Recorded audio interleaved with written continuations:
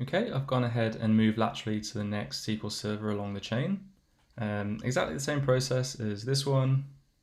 Just shuffle the reverse port forward up, create a new pivot listener, host a new payload, and just execute it through Heidi. This is the query I used, so we just embed another select from OpenQuery inside the original, and it's just another PowerShell payload. Now you can see that this SQL service is running under a different type of account.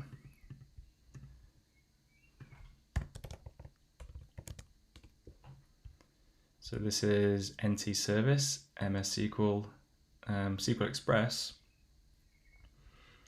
And these NT Service accounts are actually default now for SQL servers, like running as a domain account or a system account is not really done or default anymore. This is default. And that's why I quite like this, this abuse. So this service account has SE impersonate privilege that we can take advantage of with a tool called Sweet Potato. I like Sweet Potato because it's written in C#, so we can execute it using the execute assembly command in Beacon. So let's have a quick shifty, see where I am. Let's move into just the C drive, and let's just make a directory called temp, and then move into that. And I'm going to create a new listener. So this is a privesc, so I like to use the TCP bound to the local host for those. And let me generate a payload for that.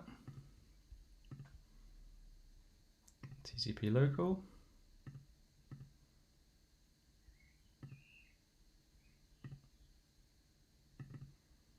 I'll just leave it as beacon.exe. And then I'm just going to upload that to the target.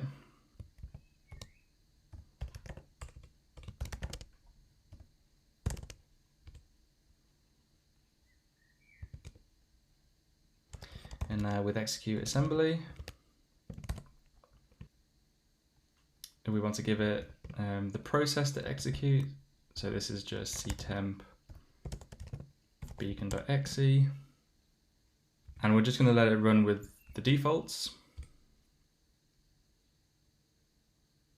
Okay, so it says process created.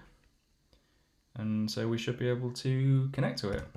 Connect localhost 4444. And now we are system on the SQL 01 in the 0.security.local domain.